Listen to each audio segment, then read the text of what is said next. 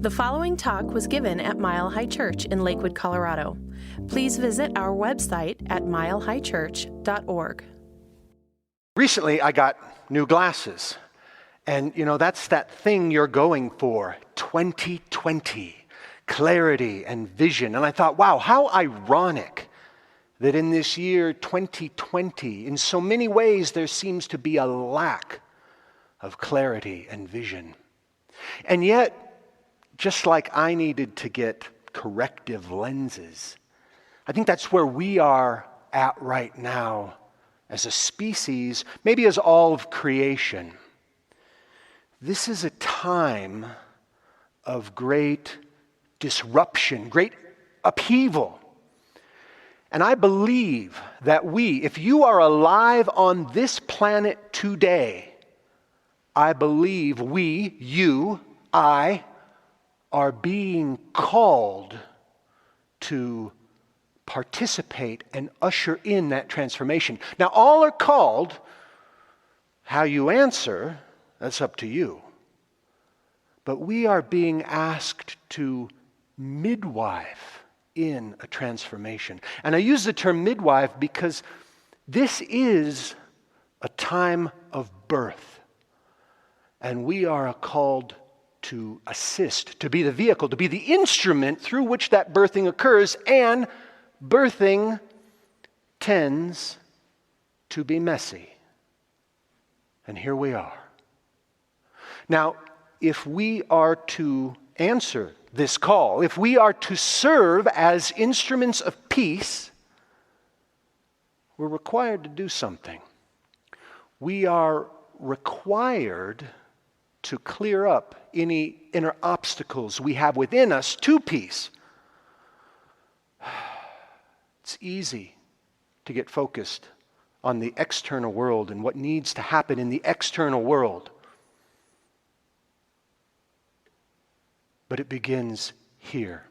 And it's not so much a matter of seeking to become something, or finding something, or looking for something we're not. Rather, it's clearing the obstacles away to allow that which we innately are to shine forth and be expressed and demonstrated in our lives and in this world. So it is in that spirit that I want to offer to you a story that I wrote.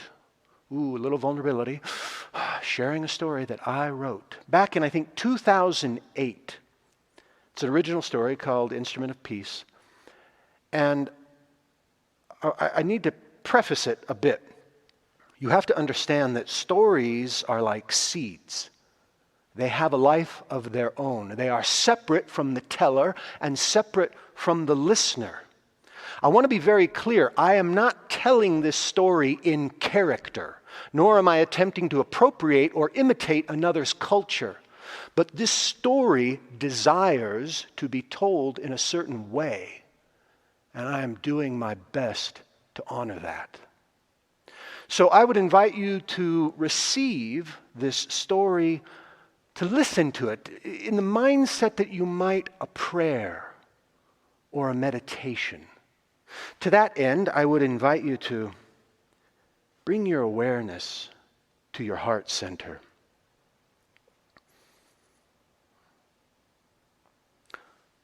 Imagine a time long ago when the earth was younger, that there was the sound of a drum in the distance.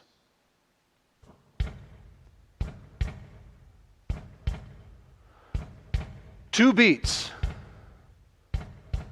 repeating over and over. The sound of the heart drum beating the heartbeat of the universe. Imagine a time when every creature, every living heart, the earth itself, attuned to that sound and beat in spontaneous synchronicity. And then something happened. The people forgot to listen.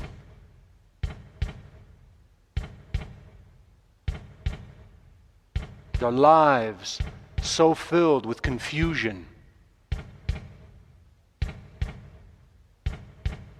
They felt separate and alone. Their hearts no longer beat as one. And feeling separate and alone, there was no peace. I want to tell you a story of a young woman who felt the other had done her a great hurt. Who was the other? What was the hurt? When did it all begin? I don't know. Perhaps the young woman herself couldn't even remember. Not anymore. But one night, she had a dream. She had a vision. She saw before her the spirit of her great-grandfather, and she saw that he wanted to speak with her. He brought with him an invitation for her to become a peacemaker, to become an instrument of peace. He offered her the opportunity and the challenge to walk the path of peace. And he asked if she would accept this great burden. Well, what could the young woman say? I'd like to tell you, she said, yes. I'd like to tell you, she said, of course, great-grandfather, I would be delighted to do so. But that is not what she said. What she said was, great-grandfather, I have lived under a mantle of darkness for so long that I no longer understand the words that you are speaking. I have the other in my world, and I blame the other for the thorns that have grown in my heart and the darkness that has infected my world. I will have revenge. I will see blood met with blood, tear return tenfold. What is this word peace? Why would I want it? And at this, the spirit of a great-grandfather smiled a strange smile like an old coyote. And he reached out and placed his hand over her chest. And the shell that had grown to protect her heart cracked open, and the young woman gasped. She felt something she had forgotten long ago. She felt newborn, like she had before she ever knew about the other. And there was a taste in her mouth, and it tasted good, and she wanted to fill her emptiness with the source of that taste. And off in the distance, she heard a sound. What was it? A drum, maybe? She couldn't be sure. And she asked, what did you do to me? And the spirit of her great-grandfather replied, the first inner obstacle to peace is the lack of a desire for peace. Without a desire for peace, there is no journey to be taken. And the young woman said, great-grandfather, now I understand the taste of this word peace, and I want it in my life and in my world. Tell me what I must do. And the spirit of her great-grandfather said, you must forgive the other. The path of peace begins in your heart, and it leads you through the hearts of all those with whom you would contend. Now, upon hearing this, the young woman's face grew dark, and her body got tight and stiff. And in the tightening of her body, she got smaller, and her energy drained like a candle burning the last of its wax. And if you'd seen her right then, you might have thought she was dying. And I'm here to tell you, in some ways, she was. And she said, great-grandfather, I cannot imagine that. I can imagine many things. I can imagine two suns rising in the sky. I can imagine strange beasts the world has never known.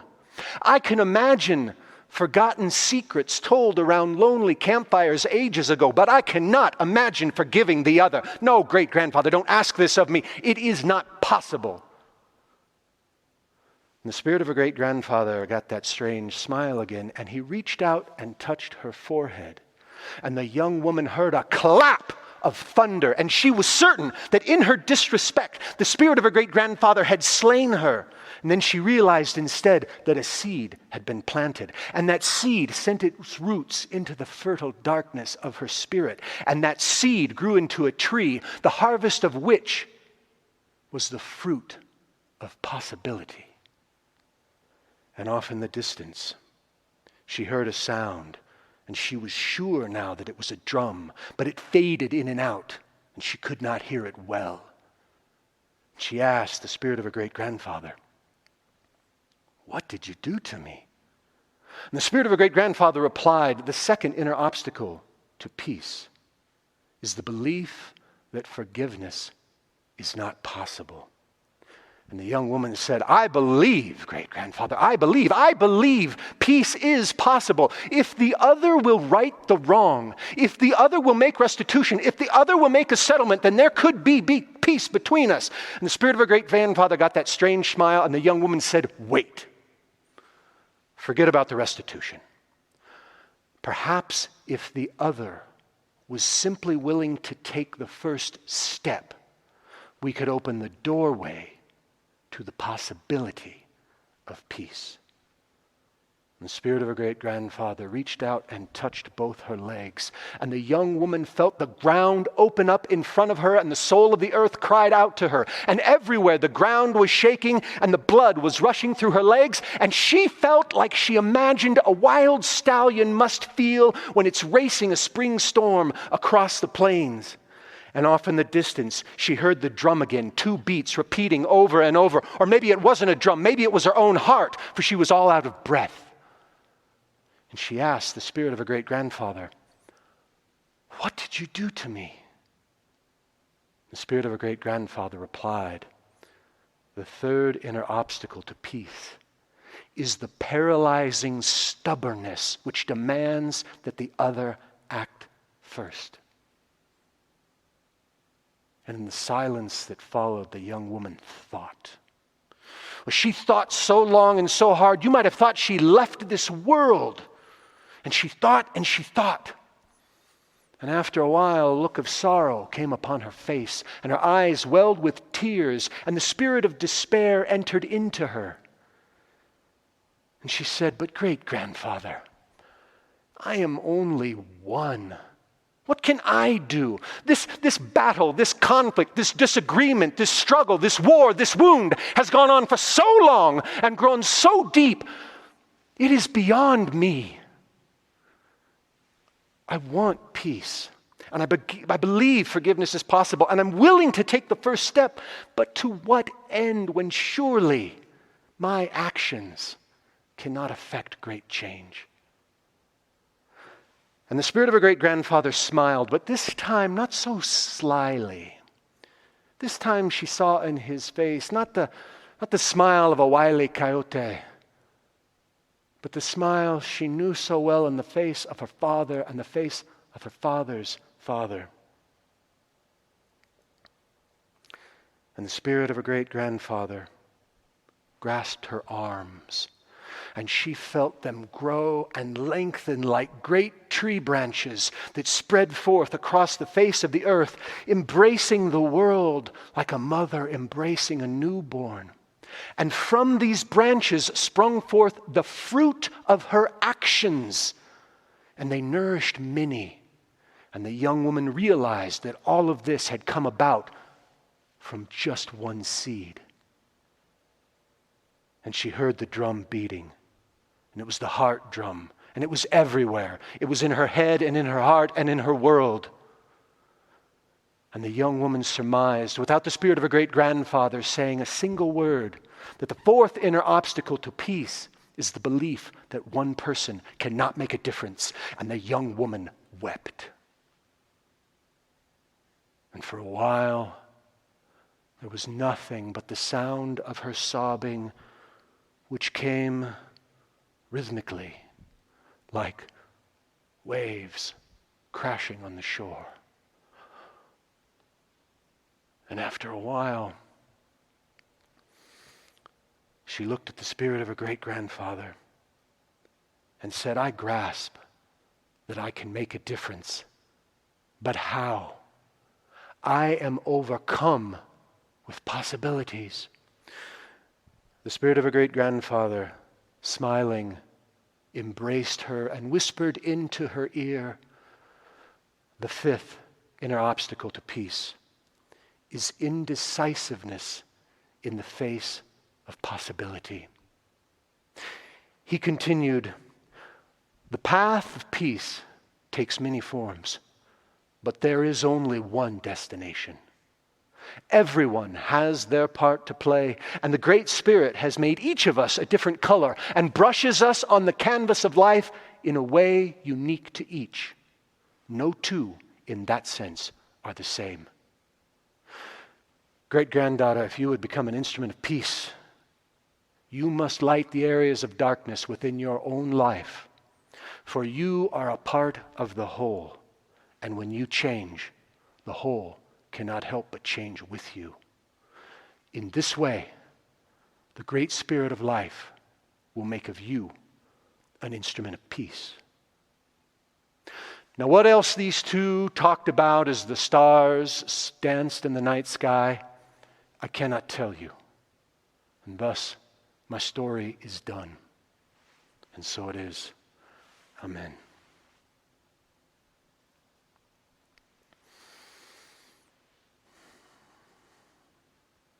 As I mentioned earlier, a story has a life of its own, distinct from the teller and the listener. It's like a seed. The teller sows the seed, but after that it's out of his or her hand. Whether or not that seed will fall upon fertile ground or barren ground is up to the listener. If the seed falls on fertile ground, then it will grow and it will produce a harvest unique to the listener, the one who received the story. If it falls on barren ground, then the seed dies and the story is forgotten. So I am always somewhat reluctant to comment on what stories should or should not mean. But it is part of our tradition, so I will add a few comments for you to consider. The first inner obstacle to peace is the lack of a desire for peace. There's a lot going on at these times, a lot of chaos, a lot of anger. I assume everyone in this community, everyone who resonates to this community would say, yes, I desire peace. I'm willing to be a peacemaker. But it is so easy to take our eyes off that goal, to spill over into our righteous indignation, our righteous anger. So easy to want to make the other pay, want our side to win, to want to prove that we're right, to make our point, to have our voice be heard. All of those equally valid in ways, and yet they can pull us from the desire for peace. You say you want peace. I would invite you to bring your awareness to your heart and your actions to confirm that they are consistent with that intention. The second inner obstacle to peace, the belief that forgiveness is not possible. I get it. There are people who have done atrocious things, who do atrocious things. There is an amazing display of lacks of kindness, aggression, hatred, repression. All of us in some way, at some time, have been hurt, have been wounded. It is at times a stretch of the imagination, seemingly an unreasonable request to believe that forgiveness is possible. But forgiveness is never about the other. Forgiveness is about freeing ourselves from the binding that holds us to the wounding. And as religious scientists, our seeds that we plant grow into our harvest. If we hold a belief that forgiveness is not possible, guess what our harvest will be? The third inner obstacle to peace, the paralyzing stubbornness that demands the other act first. I get it. It makes sense. The other initiated the wounding, they should initiate the healing. That becomes an obstacle that binds us to the actions of another, and we become enslaved to that.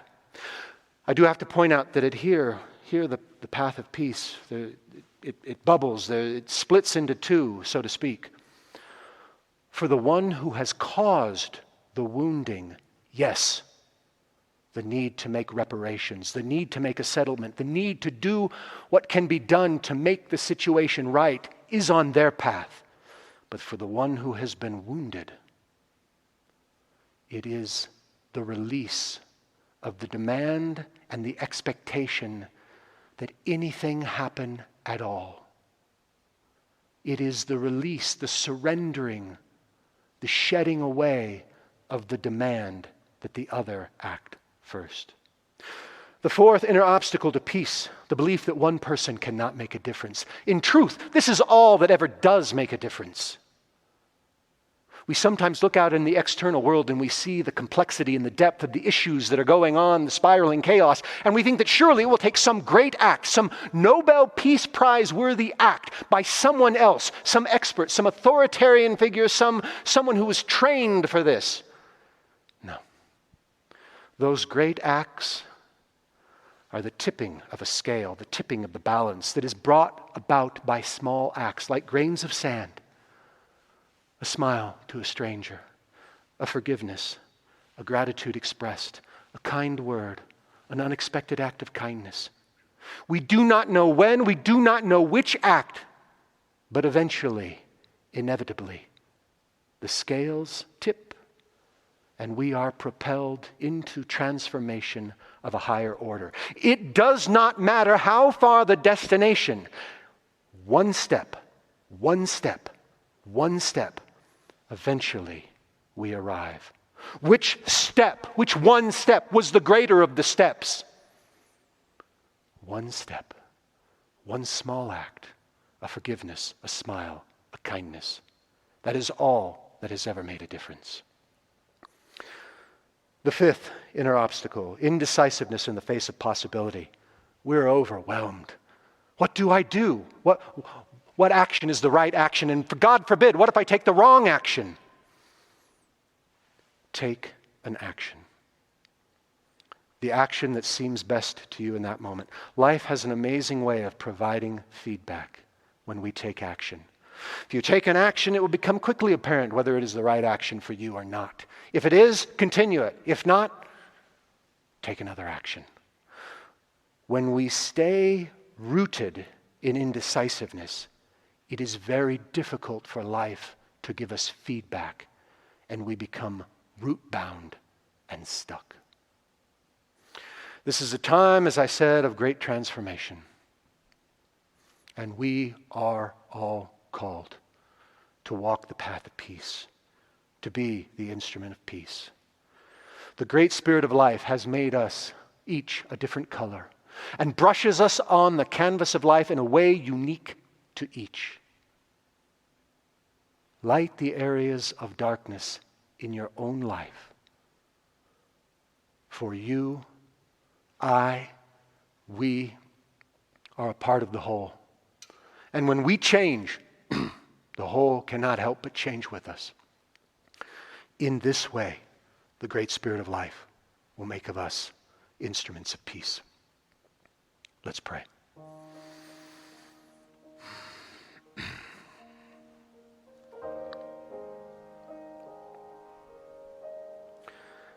I invite you, as you listen to this prayer, that if you are feeling called, if you are willing to say yes, if you are committing your life to being an instrument of peace, then I invite you in your own way to affirm the words of this prayer, to claim the words of this prayer as your own. Divine Beloved, I am an instrument of peace. Where there is hatred, I sow love. Where there is injury, pardon. Where there is doubt, faith. Where there is despair, hope. Where there is darkness, light. Where there is sadness, I bring joy. Divine Beloved,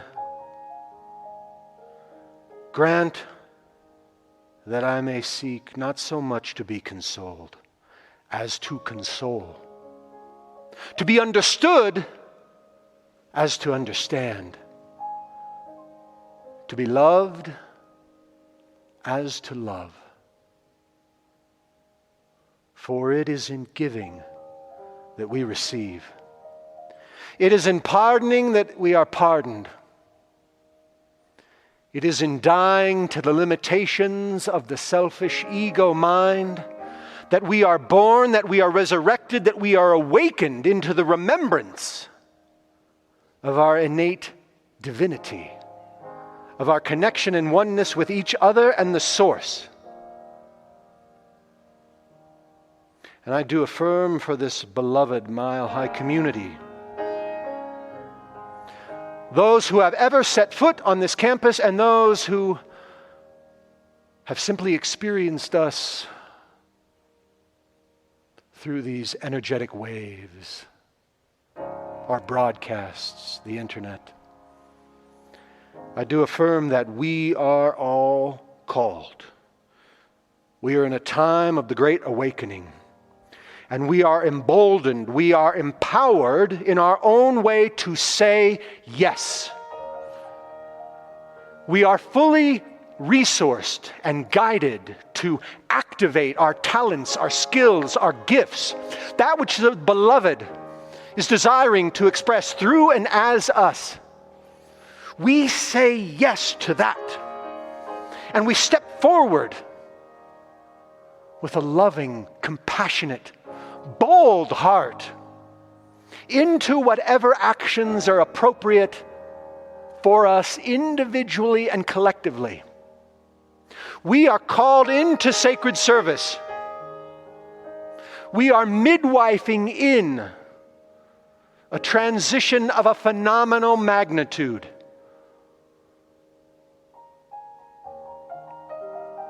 We are vehicles of the divine, partners with the Beloved. We are all the goodness, all the blessing, all the joy, all the love of the divine realized. This is my word, and I give thanks to know and affirm that word is already fulfilled within the mind of God, and as such, released into the law, released into the creative process. It now makes its way into the realm of experience, the phenomenal material world, in exactly the right ways, in exactly the right time, in exactly the right places. I let this go. It is done, and so it is. Amen. Thank you for listening to the Mile High Church podcast. This podcast is made possible by the generous contributions from listeners like you. If you'd like to make a donation, please visit us at milehighchurch.org. Have a fabulous day.